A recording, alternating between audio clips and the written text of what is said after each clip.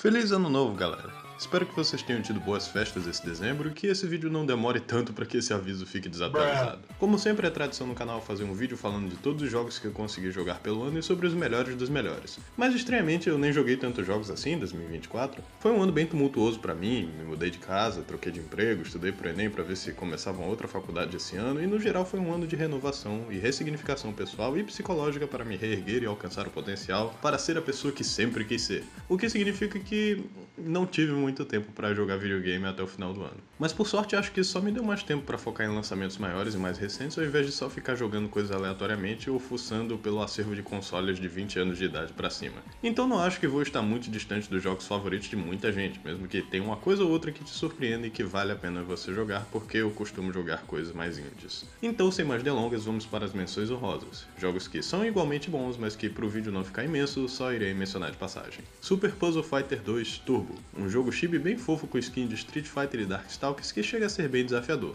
Ainda se você jogar contra um amigo. Você acredita que nem existe um Puzzle Fighter 1? Eles só chamaram assim para tirar sarro das 500 versões de Street Fighter 2 que existem. É um disso bem bizarro de uma Capcom muito consciente que estava com o melhor repertório de games da indústria nos anos 90. Otogiri Soul, uma visual novel de terror de Super Nintendo que recentemente teve uma tradução para inglês lançada e que decidi dar uma olhada. É bem interessante ver as possíveis bifurcações na história, assim como o quão boa é a atmosfera do negócio apesar de ser um jogo de 1992. Valeu a pena bem mais do que só pelo valor histórico e só tem 2 horinhas de duração.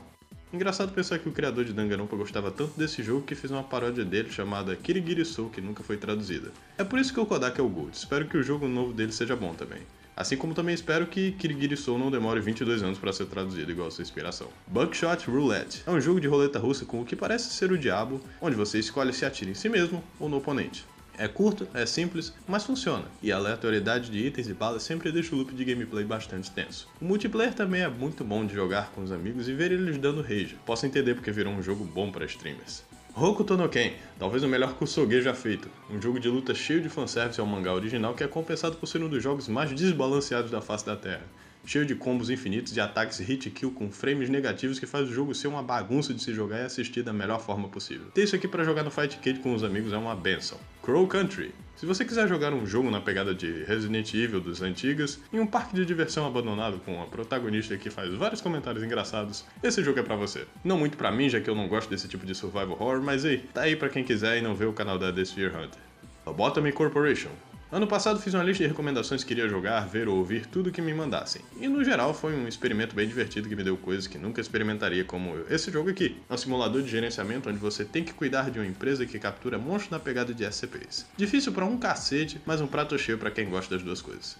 Shin Megami Tensei Digital Devil Saga. Mais um da lista de recomendação e o primeiro Shin Megami Tensei que consegui zerar sem querer arrancar meus cabelos pela dificuldade ou pelo quão longo o jogo é. Ter os personagens se transformando em demônios no lugar de capturá-los não só cria uma chance para uma ótima caracterização dos personagens e do mundo, como também faz um loop de gameplay bem mais consistente e coeso com o padrão de RPGs da indústria. Sem contar que virou uma das minhas composições favoritas do Shuji Meguro. Tão sombrio e devasto assim como a ambientação e a história do jogo que realmente agregam na experiência. Diria até que a trilha sonora supera a dos Persona. Eu só não sei porque do nada esse NPC me chamou de Twink no meio do jogo, cara, vai se fuder. Mega Man X8 16-bit, um remake de Mega Man X8 feito por um brasileiro que tem a estética extremamente fiel aos Mega Man de Super Nintendo. Jogar um jogo que parece Mega Man X1 em widescreen com um design já bom do Mega Man X8 é uma combinação incrível, eu adorei isso aqui. Se tivesse o Exo e o Zero, assim como as mecânicas que tinham no X8 original, provavelmente seria um dos melhores jogos da franquia. Eu devia fazer logo um vídeo sobre Mega Man, eu tô devendo isso desde ano passado. Coralina, Memory Tale.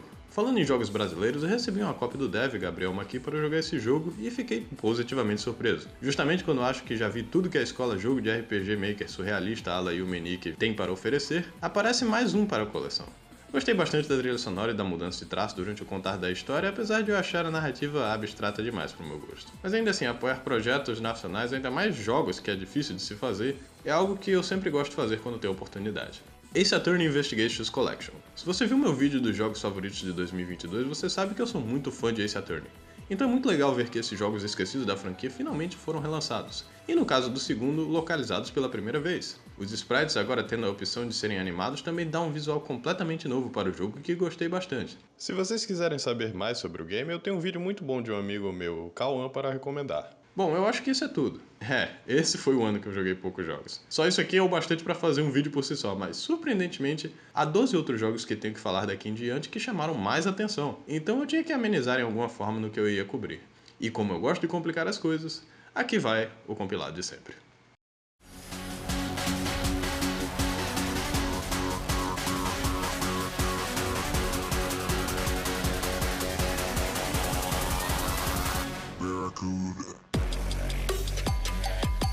Mais um ano, mais um Yakuza pra falar aqui no canal. Parece que foi ontem que peguei o Yakuza 0 pra jogar pela primeira vez e me apaixonei a ponto de maratonar todos os jogos que podia. Acompanhar o Kiryu e sua jornada durante os anos, assim como a de seus amigos e a das cidades em que visitava, foi algo que me revigorou de forma que poucas coisas ou pessoas conseguiram fazer. Então, quando vi que Like a Dragon Wait, Infinite Wealth, finalmente ia concluir a história do Kiryu, eu pensei... porra, até que enfim. Deixa eu elaborar esse pensamento. Yakuza 8 foi um jogo que, no momento que terminei, achei incrível, mas por quanto mais tempo ele marinava na minha cabeça, mais eu notava os seus problemas e o quanto eles me incomodavam. Infinite Wealth realmente é como um Metal Gear Solid 4 da franquia. Pra cada coisa legal que faz em um fanservice que você gosta, tem algo muito estúpido ali no meio que te tira completamente da experiência. Puta merda, por que a Naomi do nada se apaixona por Otacon, só pra ele chorar e repetir o arco dele pela 55ª vez? I used to be an anime otaku. Oh. Tô de volta em Shadow Moses, que foda. Caralho, cala a boca. 30 minutos de cutscene com esse diálogo repetitivo do Kojima. Alguém dá um tradutor decente pra esse imbecil. Para de falar! Baby, eu tô lutando contra o Metal Gear usando outro Metal Gear, porra! Foi pra isso que eu nasci, caralho! Por que caralhos o Raiden voltou pra esposa dele? Essa mulher é um monstro abusivo, cara. Eu sei que o Kojima não sabe escrever mulher desde que ele botou a Meryl pra se casar com o cara que caga nas calças, mas puta que o pariu!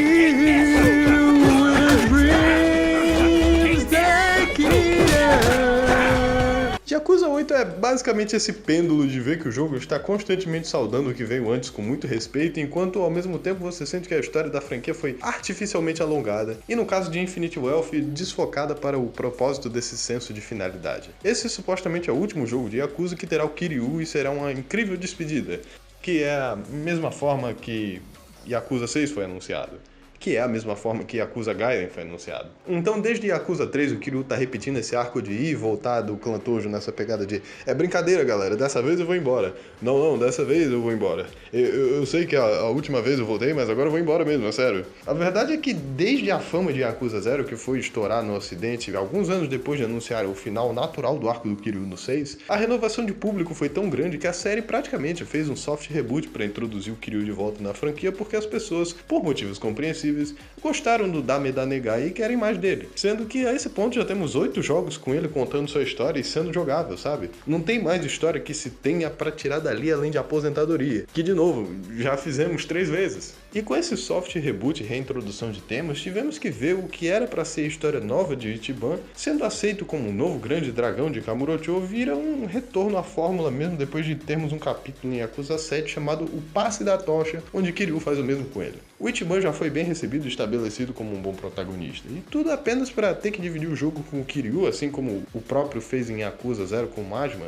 E igual em Yakuza 0, onde Majima rouba completamente os holofotes do Kiryu a ponto da história de origem do dragão de Dojima ser bem menos marcante por comparação, o mesmo acontece com o Ichiban, que perde seu holofote bem merecido aqui, para o que é a 4ª despedida do Kiryu.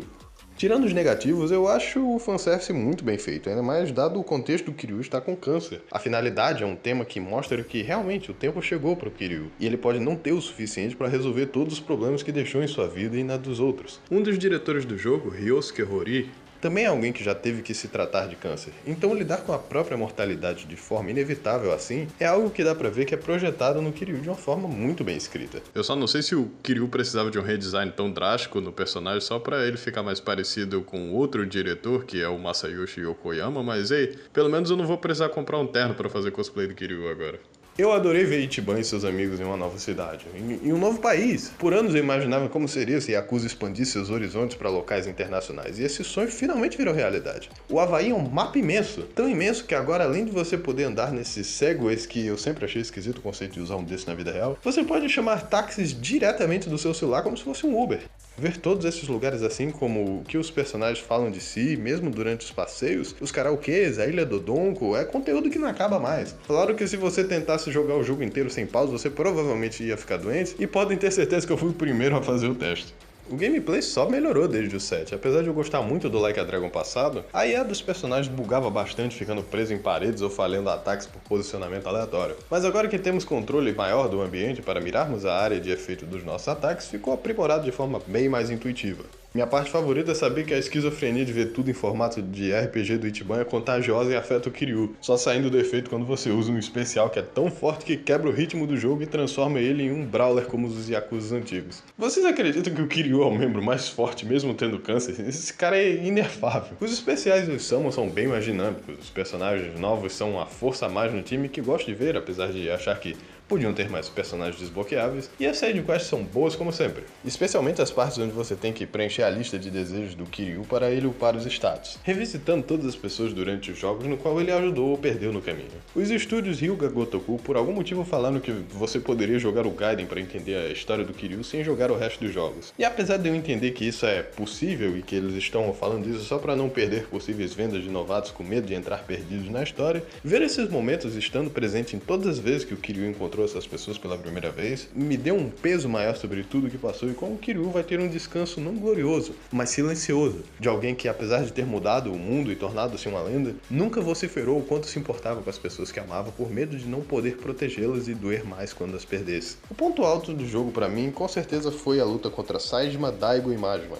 não só por ser a luta mais tensa e difícil pra mim no jogo, mas também pelo significado de revisitar as 3 pessoas que mais saíram prejudicadas de sua vida sem receber satisfação. Vemos ele falando com o Akiyama, reencontrando personagens como Taichi, Kaoru e Kashiwagi, pessoas que ele nunca achou que ia ter uma conclusão. Isso é ótimo. Eu só acho que a forma que o Kiryu pegou câncer é meio heróica e fantástica demais. Eu achava que eles iam aproveitar pra mostrar que é uma doença que pode acontecer com todo mundo quando você menos espera. Ainda mais com alguém que sofreu tantos traumas físicos e emocionais na vida, ser natural morrer prematuramente. Mas não, ele pegou isso trabalhando com material radioativo. É ok, não é a coisa mais estranha que ele já fez. Eu sei que a série tem essa mania de falar sobre os assuntos recentes dos anos que saem, mas colocar uma VTuber como um personagem relevante na história que expõe o clã Tojo e faz o Ichiban perder o emprego também é o cúmulo do ridículo. Eu sei que Yakuza é conhecido por misturar histórias sérias com galhofas, mas isso estava bem mais segregado nas sidequests e nunca foi tão exposto a isso no conteúdo principal como agora. E, sério gente, VTubers, a Mi-Rage nunca faria isso com meus golds. Falando no Ichiban, vocês notaram no quão pouco eu falei dele? Justamente porque o 8 é o show do Kiryu. Eu tava bem animado pra ver o que ele faria no lado dele na história, mas ele só vai atrás da mãe dele e... Bem, é praticamente isso mesmo. O ponto alto dele foi ver ele sendo rejeitado pela Saiko no final e quando ele consegue reconciliar as coisas com ela, ele se emociona demais e assusta ela de novo. É gente como a gente, eu acho. Enfim, o tema principal de Yakuza, ao meu ver, ainda mais nos jogos do Ichiban, sempre foram sobre que não importa a sua idade ou o que você sofreu na vida, nunca é tarde demais para se reinventar, para querer dar um significado maior em uma vida que você sente que desperdiçou ou que foi injustiçado. Que você precisa falar para as pessoas que se importam com você que você as ama, ao invés de se afastar física e emocionalmente delas para protegê-los de suas falhas. E agora que finalmente, não vai mais ter Kiryu na equação, terminar com ele se reencontrando com Haruka no tratamento de sua quimio é algo que faz jus ao seu personagem e é uma despedida de mais de 10 anos sendo feita. Até Yakuza 9 sair, onde o Ichiban vai viajar pelo Rio de Janeiro procurar um terreiro umbanda pra falar com o Kiryu no pós-vida depois de chutar uma macumba. Mas falando sério, eu acho que esse é o ponto de partida comigo e Yakuza. Tudo que eu queria dos jogos foi me dado da melhor forma possível, e as decisões corporativas da franquia agora que virou uma série ganha-pão da SEGA me faz ficar cada vez mais afastado do que eu gostava da série. Uau, um spin-off do Majima? Nossa, não é como se já tivéssemos tido um, só que dessa vez ele é pirata por algum motivo? Que legal. Vai ser difícil achar algo que me divirta tanto quanto essa série já me divertiu. Mas independente disso, fico feliz pelo que ela já me deu. Pensando bem, até que um Yakuza no Brasil não ia ser uma má ideia. Imagina o Ichiban summonando o Kid se salve da quebrada. Eu sempre me surpreendo que tem algo do PS1 que eu ainda não joguei. Foi um console que explorei tanto na minha infância, adolescência e vida adulta, mas eu lembro que não sou muito de RPGs. Como falei antes, eu fiz uma pequena lista de coisas no meu Twitter que recebi de recomendação e muitas delas foram bastante legais, como eu já falei, Lobotomy Corporation e Love Exposure. Também me recomendaram Rance.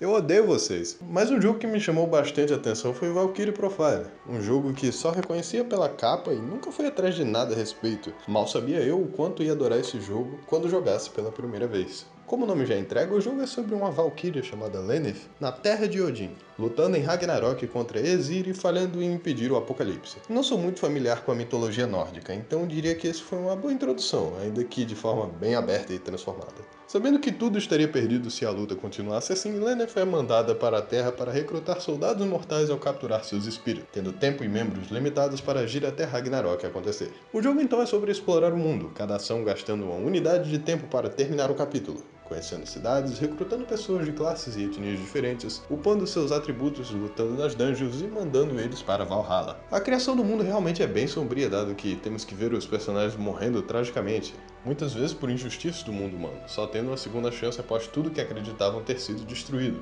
fazendo a própria Lenneth questionar se os mortais têm uma chance de sequer serem felizes. A trilha sonora e os gráficos não podiam ser melhores para um jogo de PS1. Olha para essa pixel art, não vejo coisa boa assim para a época desde Legend of Mana. Entrar nas dungeons e fazer seus mini puzzles de plataforma não seria tão satisfatório se eu não estivesse babando toda vez que visse uma tela nova. Eu gosto muito quando RPGs têm monstros visíveis na tela no lugar de encontros aleatórios. Fica bem mais fácil de lutar e desviar do combate quando você não está a fim de perder tempo. Falando em combate, eu gosto como Valkyrie Profile tem um sistema de combate completamente diferente do tradicional de atacar, defender, mágica, etc. Cada personagem da sua página representa um botão do seu controle, e atacar na ordem certa para quebrar a defesa do oponente ou fazer o combo certo para aplicar um ataque especial é como se ganha e otimiza o dano aqui. Tem todo um dilema moral entre você upar os personagens que você gosta e ficar pensando se manda eles e fica com uns mais bucha, ou se manda os que você não gosta e dificulta suas chances de vencer para ter um gameplay mais suave. Eu adoro isso, cria muita tensão na hora de você fazer suas decisões. Acho que é a primeira vez que jogo um jogo e penso, cara, se um dia eu fizer um jogo, eu provavelmente tentaria fazer algo assim. Pixel art detalhada, RPG com arcos episódicos e cartesianos para não cansar em sessões longas, uma história sobre o possível fim do mundo enquanto a humanidade luta e se une com criaturas além de sua compreensão, dungeons com inimigos visíveis e combinações de ataque entre personagens. Nossa, vocês têm sorte que eu não tenho contatos nem sei programar, porque esse ponto eu já ia estar no Game Awards. Falando em Game Awards, foi bem divertido acompanhar os Oscars dos gamers esse ano. O que é uma surpresa dado que o show geralmente não tem nada de especial, é muito entediante na maioria das vezes. Anunciaram um monte de coisa boa, como o jogo novo do Fumito Ueda, Okami 2, uma nova série de jogos dos estúdios Ryuga Gotoku, que no geral finalmente me fez sentir que o Game Awards era mais sobre jogos do que ficar babando celebridades. A não ser quando apareceu o Snoop Dogg ali, eu também não entendi. Aí chegamos nos nominados, que é onde todo mundo briga pra ver quem ganha. E eu, sabendo sempre do cenário underground, queria saber quais dos jogos indie estavam lá concorrendo. Balatro.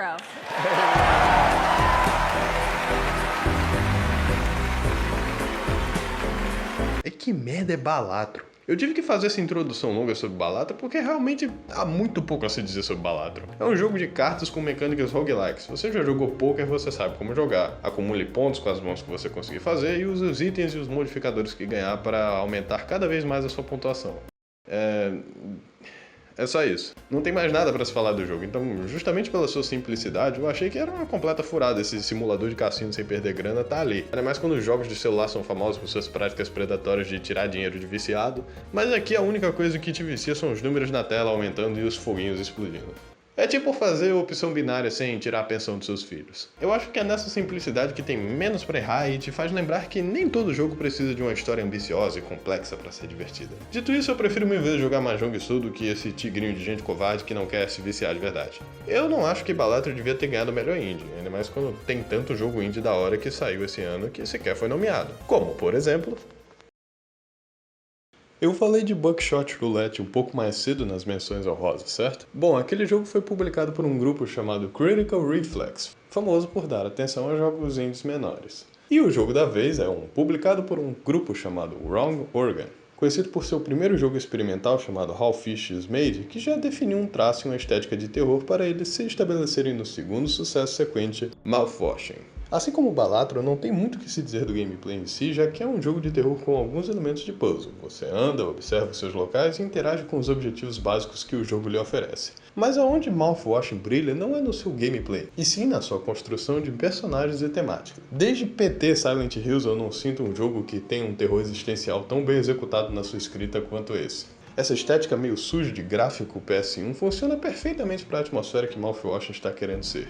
Os corredores apertados, a iluminação artificial laranja, a roupa de serviço padronizada dos personagens, tudo contribui para a sensação de isolamento e alienação do ambiente de trabalho no qual todos eles se encontram. Presos no espaço em nome de uma empresa de transporte de carga, os 5 funcionários Jimmy, Curly, Anya, Daisuke e Swansea encontram-se em uma recontagem não linear dos eventos que aconteceram para sua nave espacial quebrar. Pode demorar um pouco para você compreender o que realmente está acontecendo dado sua narrativa e inspiração cinematográfica meio abstrata comparada a outros tipos de jogos, mas eu lhe garanto que com cada interação dos tripulantes você vai ficar impressionado com o quão tridimensionais eles podem ser em apenas 3 horas de jogatina. Entretanto, por causa da natureza do jogo, acho que é impossível de se falar mais desse jogo sem entrar em spoilers. Isso se você já não viu algum outro youtuber falando desse jogo ou jogando ele por inteiro do jeito que ele explodiu de fama também, né? Enfim, aqui está o seu tempo para pular, caso não queira ouvir para jogar às cegas. Tá aí o aviso. 3, 2, 1... O terror em Mouth Washington não vem exatamente da situação de pânico por não conseguir escapar do espaço, mas sim do motivo de você e seu grupo estarem presos ali. Com o passar do tempo, você vai lentamente entendendo que o responsável por todo o ocorrido, na verdade, é o Jimmy, o personagem no qual você controla. Ele foi a pessoa responsável pela nave parar de funcionar porque, graças ao quão vazio sua vida é fora de seu trabalho, o mínimo de controle que ele tem na nave quando seu capitão Curly é incapacitado o deixa tão sedento por manter seu poder que ele prefere que todos morram a seu comando do que voltar para a Terra e possivelmente ser demitido pela sua péssima conduta profissional. É o terror psicológico de ser a consciência dentro da mente de um narcisista. Uma pessoa que é incapaz de admitir seus erros e melhorar, sempre fazendo desculpas de que ele vai fazer algo, que vai assumir a responsabilidade e nunca faz, sempre insistindo em seus erros, desviando a culpa para todos para não ter o mínimo momento de autorreflexão. Todos na tripulação têm seus erros, sim, mas nenhum deles é tão agravante quanto o de um homem com um ego inflado que não tem mais nada para perder, como Jimmy. É a sensação de estar na pele de alguém como Patrick Bateman, onde o único monstro presente é você, e todo mundo menos você consegue enxergar isso. Mesmo que você no fundo enxergue, você prefere fazer uma ginástica mental de que você não fez nada de errado, ou pelo menos nada que não possa ser consertado com a segunda chance, onde você fará mais erros apenas para ignorá-los novamente. A negligência de Jimmy é tão grande que quando Anya comete suicídio, a imagem do jogo se distorce para que ele não veja o corpo dela, tratando sua existência ali, quando não amaciando seu ego como se ela sequer existisse. Daisuke, por ser fiel demais a Jimmy e confiar inocentemente no novo capitão, é tolo o bastante para se enfiar num duto de ventilação onde é mutilado. Curly, o homem confiável da tripulação que todos confiam, só serve como um contraste agora para mostrar o quão mesquinho Jimmy é, vendo alguém que lhe inspirava e queria tanto se espelhar nele, que na primeira oportunidade o incapacitou por inveja de ter o que ele não tinha. Tanto que após matar Swansea e descobrirem que ainda havia uma cápsula para ficar em estado criogênico por alguns anos para terem a mínima chance de se salvarem, Jimmy decide tomar responsabilidade, como o jogo queria que ele fizesse. E a ideia de responsabilidade dele é atirar em si mesmo. Ao invés de tentar reconciliar qualquer coisa com a polícia ou informar a verdade, ele prefere se matar, sendo um covarde até em seus últimos momentos. Bom, o que esperar de um psicopata desse, não é mesmo? O jogo já dá bastante foreshadowing no momento que mostra a avaliação psicológica dele e falam que ele gosta de ver pornô de cavalos animados. Os cavalos comeram minha bunda. Eu dei a bunda pros Homens e cavalos, eu dou a bunda pra um monte de homens, eu mantenho... Eu odeio Brones. Mouth Washington é uma experiência em que eu não estou brincando quando digo que alavanca a mídia de videogames como um todo em termos de história. Não só pelo que tem para contar, mas também como da forma em que é contada. E por isso eu ouso dizer que foi o melhor jogo no qual eu joguei dessa lista. E por eu não dizer isso para qualquer coisa que aparece na minha frente, eu afirmo que é de suma importância você não só experienciar essa história por você mesmo, como ficar de olho em seja lá qual for o futuro projeto da empresa, porque com certeza eu estarei lá para ver o que mais eles são capazes.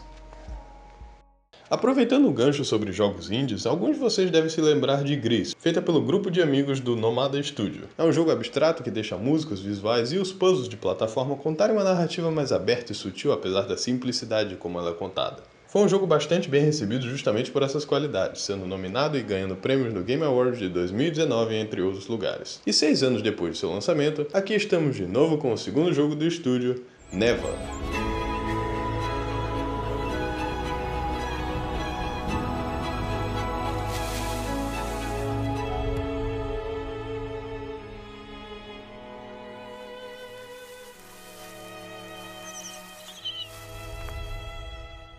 Assim como Gris, que usa do silêncio para refletir sobre o luto e seus diferentes estágios e emoções, Neva usa da mesma fórmula para falar sobre o valor da natureza e o ciclo da vida que a mantém em pé. Não há diálogo direto no game, a única coisa que você irá ouvir sendo dita da protagonista é o nome da loba que ela cuida, Neva. Você pode usar isso para chamá-la, para fazer um carinho nela, de ajuda para passar em plataformas e em combate, tudo de forma muito natural e coesa que lhe faz se apegar à filhote da última grande loba que foi morta no começo do jogo. Se você já jogou The Last Guardian, é um conceito parecido. Use dos puzzles e das habilidades que evoluem da Neva enquanto ela cresce para ficar cada vez mais forte e lutar contra a erosão do mundo criada pelos monstros da escuridão. Eu não sei como, mas o jogo conseguiu ficar tão bonito quanto Gris. Eu teria que rejogar de novo um após o outro para ver qual dos dois eu gosto mais, eu gostei tanto assim. Porém, Neva tem uma estética muito distinta, apesar de ser do mesmo estúdio e retratar visuais e temas similares aos de Gris. Em qualquer cena que eu colocar aqui no vídeo, o jogo é tão bonito que você acharia que estava vendo um filme indie em uma exposição de filmes animados. O combate é bem básico, mas acho que funciona para o que o jogo quer ser. É o tipo de jogo onde o dodge faz você andar mais rápido que sua velocidade normal, então as cenas feitas para você chegar em uma certa hora ou lugar, às vezes quebram um pouco o ritmo do jogo, mas ainda assim, é divertido fingir que eu estou fazendo speedrun. Perder HP está diretamente associado ao quanto você consegue recuperar batendo no inimigo. Então, apesar de só ter 3 hitbox, a forma que você consegue recuperar sua vida atacando adiciona um risco versus recompensa que deixa o jogo bem engajante. Eu recomendo o jogo se você quiser jogar algo na mesma pegada de Gris quando saiu, porque é uma prova de que os devs ainda conseguem remixar uma ideia similar, enquanto ainda se apresentando de forma única. Dando continuidade aos jogos indies que saíram esse ano que precisam de um pouco mais de atenção, ao meu ver, quero falar de um game muito peculiar aqui, que fiquei surpreso com o quanto me diverti jogando. Se você é das antigas, você deve conhecer os memes no começo do YouTube, vindo dos jogos do Zelda CDI. Foram 2 jogos licenciados da Nintendo pela Philips em seu console chamado CDI, vindo de quando a Nintendo quis fazer um console usando CDs em parceria com a empresa para usar da nova tecnologia e melhora de qualidade em vídeo e áudio, mas não deu certo. E a Nintendo teve que compensar dando licenciatura para a Philips fazerem 4 jogos, Hotel Mario, Link The Faces of Evil, Zelda Wand of Gamelon e Zelda's Adventure, completamente exclusivos no CDI. Eles pegaram uma má fama tão grande na época pelas suas dublagens cartunescas, suas animações estranhas e deformadas sem nenhum padrão de consistência e pelos controles do console serem horrorosos por não responderem ao input do jogador, que a Nintendo até hoje se recusa a falar que esses jogos existem. Echoes of Wisdom foi anunciado como se fosse o primeiro jogo de Zelda a ter a personagem titular como protagonista jogável. Não é engraçado? Tipo, você não me engana, Nintendo. Eu sei a verdade. Eu joguei um port de PC que conserta os controles e, na real, me diverti bastante. Eu cresci vendo os YouTube poops dessas cutscenes esquisitas e, pra ser sincero, elas são tão ruins que dão a volta e ficam boas de tão engraçadas que são. De longe são a melhor parte do jogo, apesar do gameplay ser um side-scroller bem básico. Eu não sei porque até hoje a Nintendo tem medo de dar diálogo pro Mario, Luigi ou Link e Zelda por causa desse jogo, sendo que essa é a parte que geral adora desse game. Tanto que Arzette pega desse exato conceito. E se os jogos do CDI de Zelda fossem acessíveis enquanto mantendo a tosqueira que deixaram eles famosos?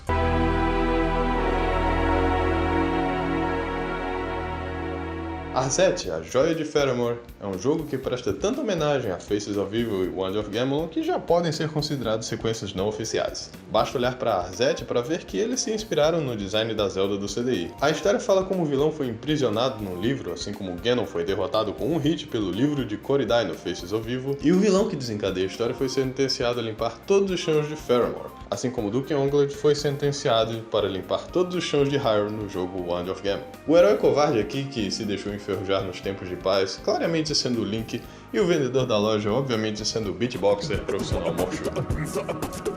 É tudo feio, tudo exagerado, tudo dublado como um desenho animado para criança com síndrome de Down, e eu adoro exatamente por isso. Eles conseguiram capturar a essência do game perfeitamente. Eles até fazem uma homenagem ao Hotel Mario com a fase bônus de abrir e fechar as portas, que é tudo que o jogo do Mario consiste em fazer como gameplay. A história do jogo é que o Daimur, rei dos demônios, escapou de novo, e o covarde do cara que ajudou a Arzette, que definitivamente não é o Link, não tá a fim de ajudar dessa vez. Então é o dever dela consertar a Joia de Faramore para destruir Daimur de novo, viajando pela Terra e desbloqueando áreas e itens novos que lhe ajudam a progredir e derrotar os chefes.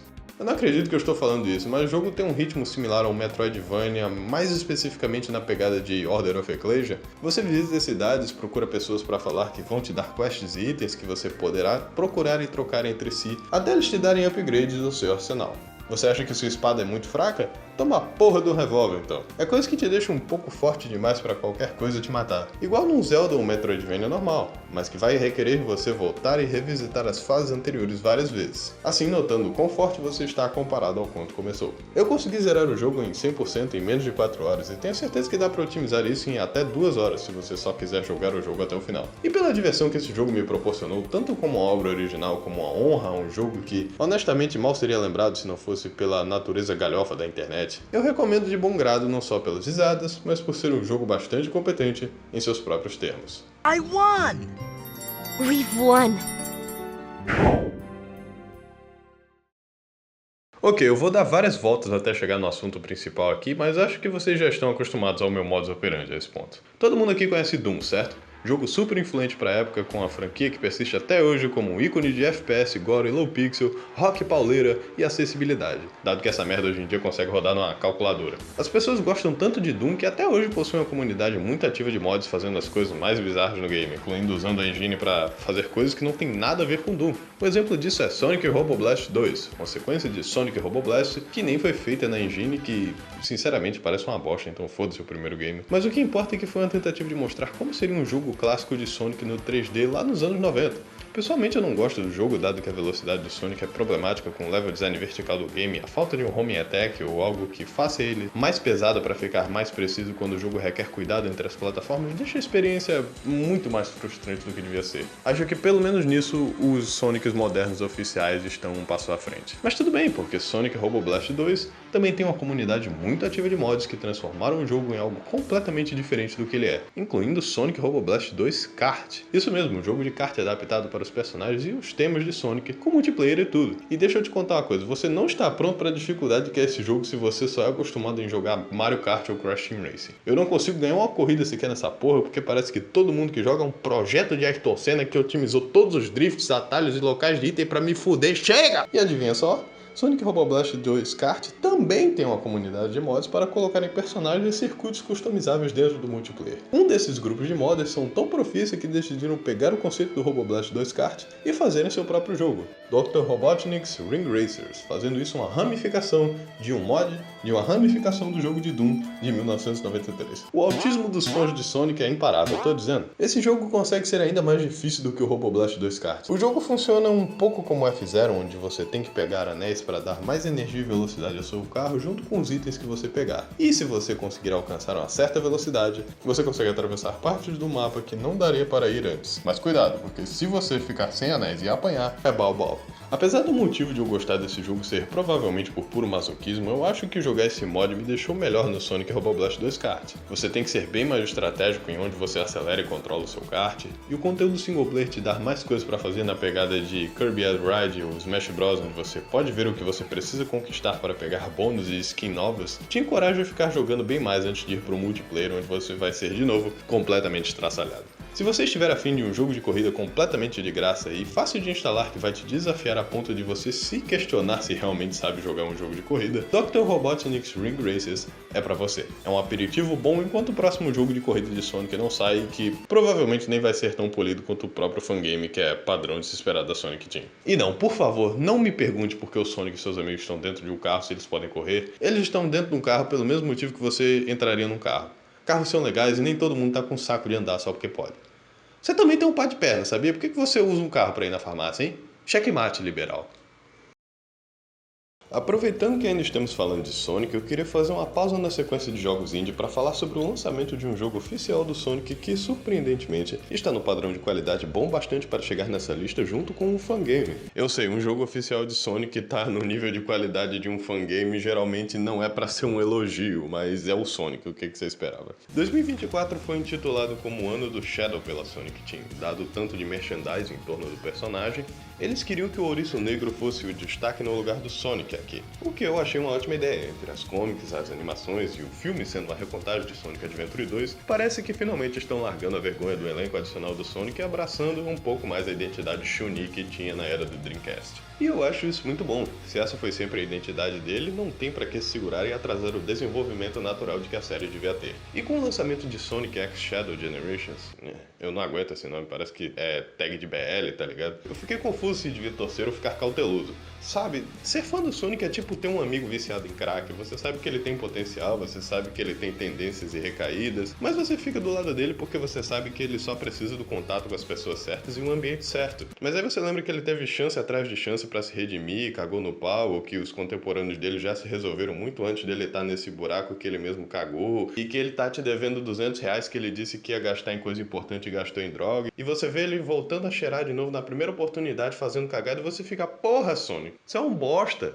Se mata. O Sonic, comigo e com outros gamers, tem uma credibilidade muito frágil, porque mesmo com um jogo que consigo dizer que é bom, eu tenho que dar várias colheres de chá por saber que por ser um jogo de Sonic, vai ser uma experiência de jogo muito mal polida e sem personalidade visual, porque a Sonic Team, apesar do boneco ser o mascote da SEGA, sempre faz jogos com um time minúsculo, em prazos de tempo apertadíssimos, em péssimas qualidades, onde nenhum jogo pode ter relação ao outro porque eles não têm confiança para fazer continuidade com um jogo onde talvez alguém não tenha jogado. Eu acho que muitos dos problemas vêm do diretor Takashi Iizuka ser o mesmo cara que está envolvido na franquia desde Sonic 3. Por ele estar envolvido tanto nos melhores quanto os piores jogos, dá pra ver que ele não tem jogo de cintura para lidar com as grandes decisões executivas dos jogos, e por isso sua discografia, como é que fala? Bibliografia? Sei lá, os jogos que ele faz em sequência têm uma reputação bem mista. E por não instruir ou ter presença, só deixa as coisas acontecerem e ficarem de qualquer jeito por mais de 15 anos na franquia. Então com isso você pode imaginar que eu não estava muito hypado que o jogo novo do Sonic e o que todos estavam falando como a franquia foi salva de novo com mais um acerto, era um remaster com conteúdo adicional de um jogo que já era uma comemoração dos best hits de uma franquia que se escora muito na nostalgia para provar que ainda vale alguma coisa. Um passo para frente e dois para trás é bem comum pro Sonic, apesar dele ser conhecido pela velocidade dele, não é mesmo? Não sei se esse ser o jogo mais bem recebido desde Generations e Mania é engraçado ou triste.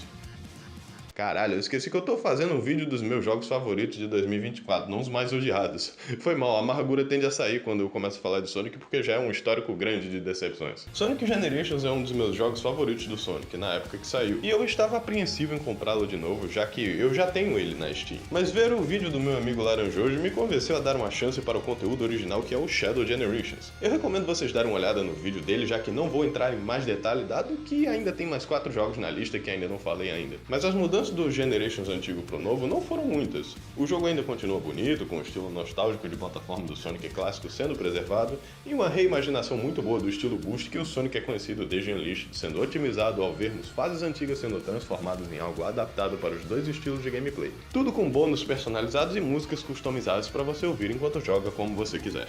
Shadow Generations, então, decide fazer a mesma corrida de montanha-russa nostálgica que fizeram com o Sonic para o Shadow, que a esse ponto tem a mesma idade que o Sonic tinha quando o Generations saiu, e sendo o personagem mais sério dos dois, ele teve a oportunidade de ser um protagonista honrado, que presta homenagem a uma história bem mais ambiciosa e com peso emocional que seria dada ao próprio Sonic. Dado que a história de Generations é sobre o comedor de... força do hábito. O comedor de tempo juntando vários lugares do passado desses personagens, Shadow Generations é sobre a mesma coisa, mas para o Shadow, dessa vez trazendo de volta a Maria e o Gerald para que ele confronte os fantasmas do seu passado. Esse é provavelmente o melhor design que a Maria já teve.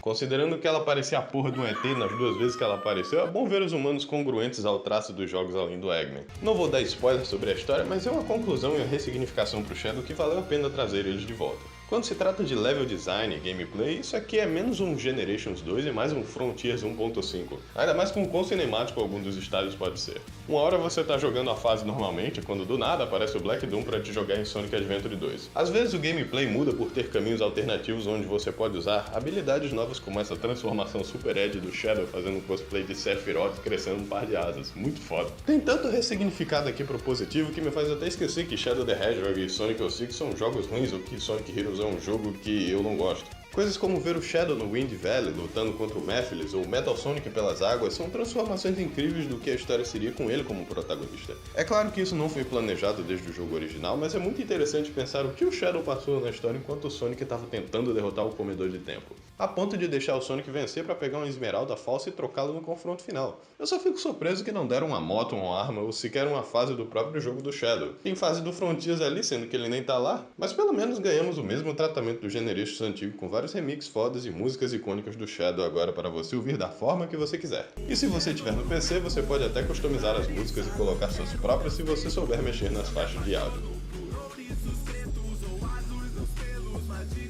Foi mal, eu não podia deixar essa piada passar. Quando eu joguei Sonic Generations na época, eu fiquei pensando em como a SEGA perdeu a oportunidade em lançar DLC para esse jogo, além de uma fase de cassino, porque tinha muitas fases e cenas icônicas da franquia que ficaram de fora. Claro que esse sentimento foi suprido por mods, mas nada superaria o level design e a qualidade de uma fase refinada feita oficialmente pelos devs. E Shadow Generations veio para tardiamente suprir essa vontade. Bem, antes tarde do que nunca, né? Agora, mal posso esperar para o próximo título de Sonic, onde provavelmente vão lançar um jogo extremamente medíocre que vai estragar a credibilidade da franquia mais uma vez para uma nova geração de crianças. O quê? Você pode chamar isso de pessimismo, mas eu chamo de conhecer o personagem.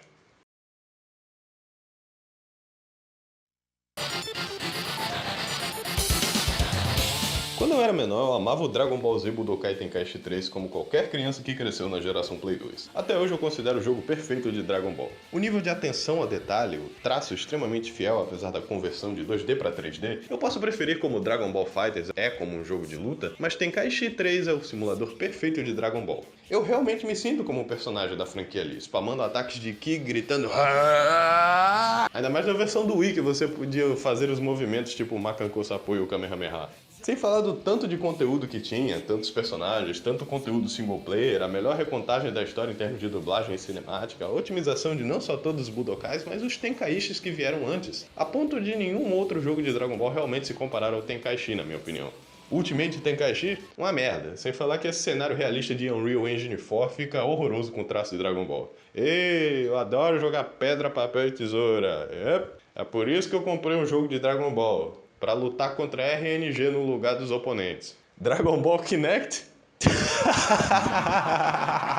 Dragon Ball Xenoverse? Eu não gosto desse tipo de história de MMORPG de você criar um personagem original super poderoso e importante pra se inserir em histórias bem estabelecidas como uma fanfic mal escrita com um personagem silencioso. Afinal, quando eu vou jogar Dragon Ball, eu quero ver a história de Dragon Ball, não um rando interrompendo a ordem das coisas pra receber um joinha do Goku porque usa ele de figura paterna. O fã de Dragon Ball está acostumado a consumir fanfics mal feitos pelos últimos 15 anos, então acho que o sucesso de Xenoverse já era de se esperar. Kakarote? Você quer dizer Xenoverse sem fanfic com um sistema de combate ainda mais merreca? Foi um marketing bem convincente vender Kakarote como uma recontagem definitiva do anime de Dragon Ball, porque realmente é bem verídico. Começa com uma aventura mágica e nostálgica e chega na Saga Buu e você tá pulando cutscene porque não aguenta mais aquele show de horrores. Simplesmente nunca teve nada em termos de gameplay que se assemelhasse de forma satisfatória ao Budokai Tenkaichi 3. Então quando eu vi Sparking Zero, eu fiquei bastante cético. Depois das 500 rajadas de DLC que ainda lançam em Xenoverse 2, um jogo de quase 10 anos, eles nunca colocariam o número de personagens que se tem no Tenkaichi 3 sem DLC ou microtransações predatórias no jogo. Era o quê? 182 personagens? Caralho, isso é tipo 20 a mais que o Tenkaichi 3? Tá, impressionante, muito bom. Mas com certeza eles não vão manter o mesmo gameplay com os vanishes, os combos, a sequência de ataque, com os jogos de câmera épicos. Ok, pode até ter tudo isso, mas e a atenção aos detalhes? Coisas como o mapa do torneio ter interações especiais, ou a Titi ter um acervo de todos os personagens pra ela comentar. Meu Deus, você soltar um ataque muito forte e o pessoal foge da plateia e o mapa se expande ainda mais. E agora os comentários tem a Titi, a Videl e a Bulma? Não é possível, cara. Tem que ter alguma coisa pra esse jogo fracassar e eu ser cínico sobre... o multiplayer, claro. Tenkaichi 3 foi feito para multiplayer local, não para lutas táticas competitivas online. E dado como a comunidade de jogos de luta tende a ser super fresca quando o assunto é personagens fortes ou fracos demais, eles nunca vão por coisas como Yajirobe usar uma semente dos deuses pra curar a vida toda. Puta merda, esse é o melhor jogo já feito. Eu desisto, eu me sinto criança de novo. Me dá essa merda. Pra ficar melhor que isso, só se eles tivessem aquelas histórias what if que colocavam nos jogos, mas sem ser da forma cringe que o Xenoverse fez. Meu favorito dali era o que o Devilman do Dragon Ball simplesmente matava todo mundo do exército do Freeza quando ele chegava, porque ele tinha um ataque que fazia o coração do oponente explodir se ele tivesse alguma maldade ali dentro. Isso é o tipo de interação e coisa genial que você só pensa se você está se divertindo na fase de ideias do seu roteiro. Isso aqui foi um poço cheio para todos os youtubers de What If de Dragon Ball começarem a fazer suas fanfics pelo YouTube.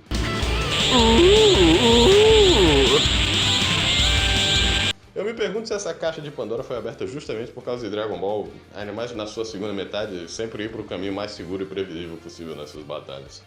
Puta merda, fizeram isso na história mesmo. Agora dá pra pôr o Kuririn pra lutar contra o Raditz no lugar do Piccolo e eles se juntam com o Mestre Kami pra matar o cara.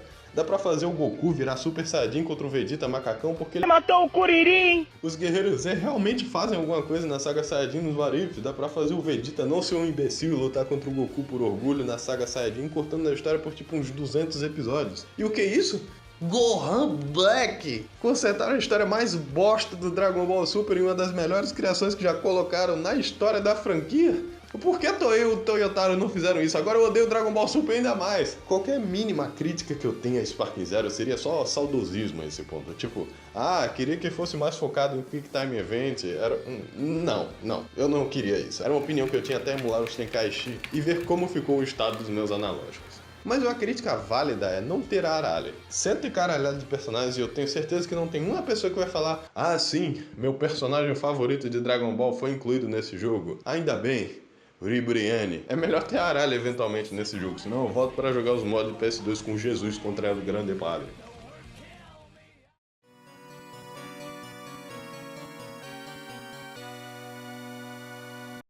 Por algum motivo no meio do ano passado eu senti vontade de jogar alguns Castlevanias. São jogos que transformam muito bem o conto do vampiro viado Drácula em uma épica sobre o destino humano entre o misticismo das forças arcanas contra a família Belmont ao longo das gerações. E valeu muito a pena. Eu gostei muito da coleção dos jogos de GBA que agora estão acessíveis em consoles modernos e foi a primeira vez que joguei títulos como Castlevania Circle of the Moon, que é uma fusão interessante entre o design de level mais obtuso de Symphony of the Night e o esquema de controles dos primeiros Castlevanias, Order of Ecclesia pelo seu sistema de fases misturado à importância das quests da cidade em uma espécie de reimaginação de Simon's Quest, que eu acho estranho o conceito de absorver as runas através das costas da personagem principal, porque acho que só tinha alguém no time com fetiche em costas tatuadas e arranjou uma boa desculpa de fazer essa animação, que é um pouco, como eu posso dizer, based. Mas o jogo que quero focar aqui é o remake de Haunted Castle, um jogo de 1987 que veio incluso com o remake lançado no Castlevania Dominus Collection. Sendo bem sincero, até como entusiasta de jogos retrô, são poucos os jogos que vieram antes de Super Mario Bros 3 que eu diria que valem a pena jogar por mérito de qualidade. Ainda mais no arcade. A maioria era feita de dificuldade artificial para pegar otário que tinha um bolso fundo no fliperama. Os gráficos eram simples e rudimentares demais para sequer parecerem com o que queriam ser, e qualquer qualidade de gameplay vindo do conceito de um Castlevania original é aprimorado 1 milhão de vezes só no Castlevania 1 do Nintendinho, que por si só tá longe de ser um dos melhores jogos já feitos por os padrões de hoje. Em resumo, Haunted Castle é uma merda que envelheceu pior do que a cara do Macaulay Culkin. Eu não esperava muito de um jogo que tem a idade do acidente mais icônico de Five Nights at Freddy's, mas ainda assim, que jogo ruim. Opostamente, eu também sou uma pessoa que não gosta de remakes. Eu acho que a cultura de remakes vindo da última década atende à demanda de um menor denominador comum que acha que tudo que tem mais de 10 anos de idade é datado demais para ser apreciado nos padrões atuais. Como se houvesse uma grande diferença entre o jogo bom de 2015 e um de 2024 a ponto de merecer um remake completo. Neil Druckmann, se você consegue jogar Resident Evil 4 Remake, você provavelmente consegue jogar o Resident Evil 4 sem problema nenhum. A mesma coisa com o remake de Ocarina of Time e Majora's Mask com os originais. Ou Star Fox 3D com Star Fox 64.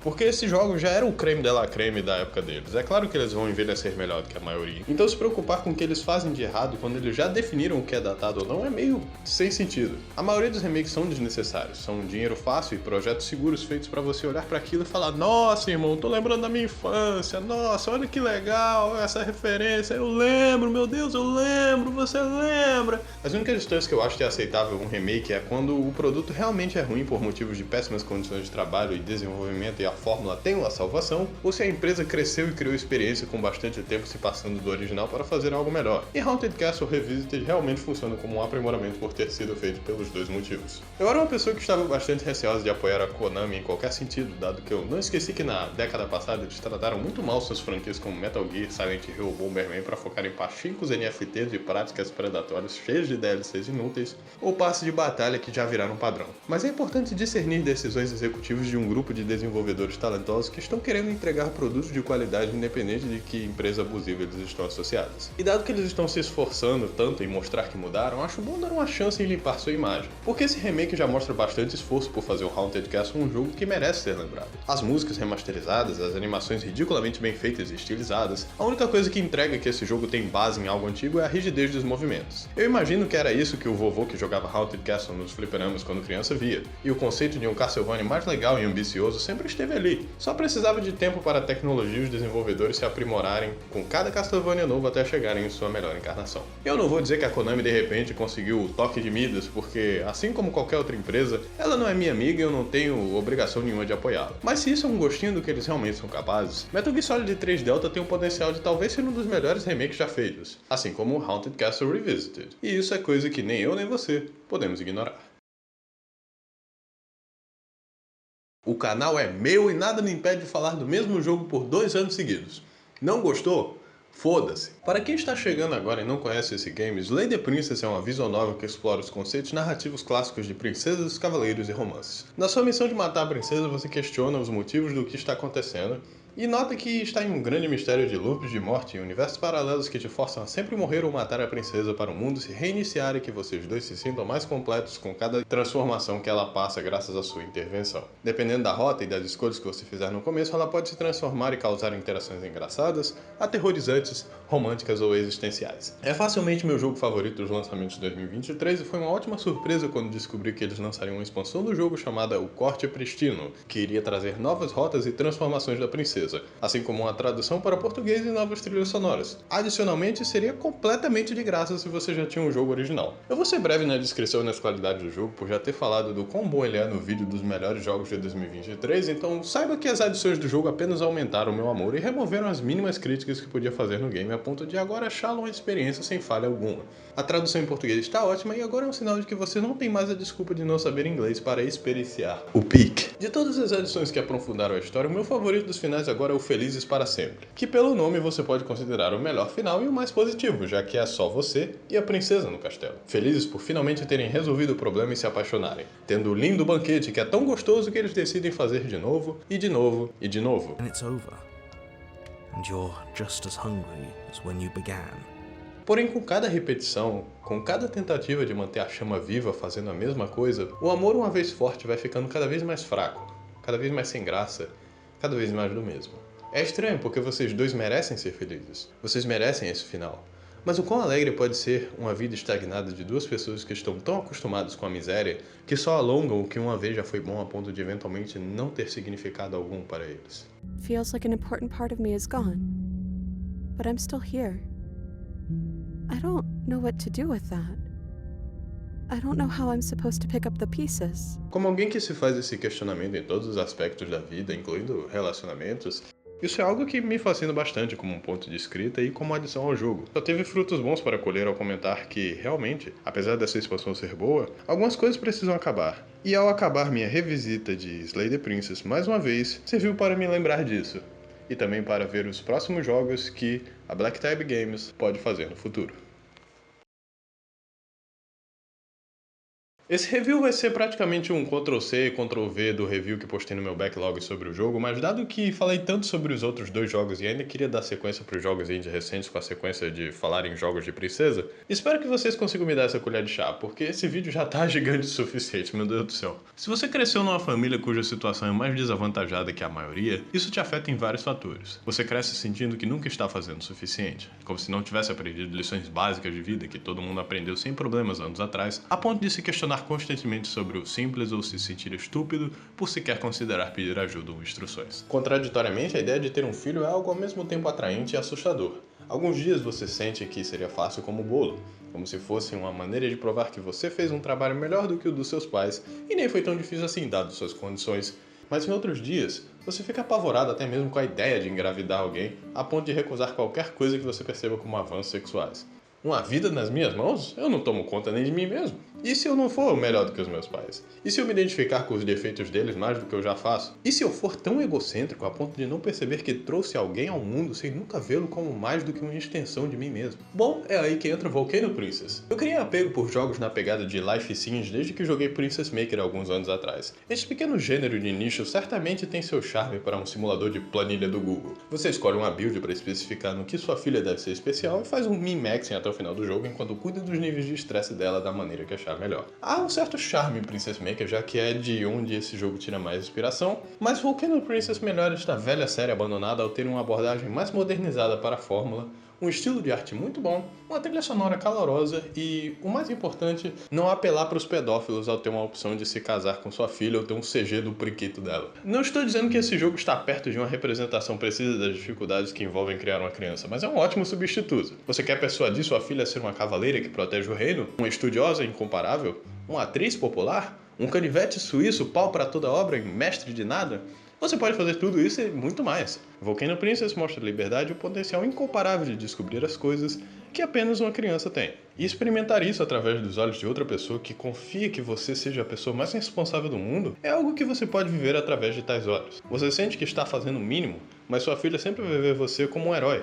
Alguém que significa o mundo para ela. O que te fortalece o suficiente para perceber que, não importa o que aconteça, você está fazendo o seu melhor. Honestamente, essa tela inicial me deixou preso por quase meia hora, porque eu não sabia qual seria a melhor opção. Escolher um só me bloquearia de todas as outras rotas? Não posso fazer todos esses se eu for bom o suficiente em uma delas? Qual dessas é a opção realmente certa? Na verdade, teve pouco ou nenhum impacto além dos objetivos pessoais que seu personagem tem e fazer sua filha se sentir orgulhosa, mimada ou confortável perto de você. Eu falhei em ambas as verificações de pontuação ao criá-la no início e no final do jogo, quando ela já está crescida. Mas isso não teve tanto efeito quanto eu pensava que teria além da pontuação final. Minha filha acabou se tornando uma guarda de cavaleiros mid com mais habilidade em carisma do que em destreza de luta, porque eu a alistei na luta em vez da escola de arte devido ao ouvi-la dizer que tinha uma queda pelo professor. E além disso ela se casou com a garota porque, e somente porque eu a interrompi de falar com o cara lobisomem depois que ele revelou sua verdadeira forma. Eu tô bem com a minha filha sendo lésbica, mas porra, filha furry é pra deserdar, peraí também, eu não permito tudo nessa casa não.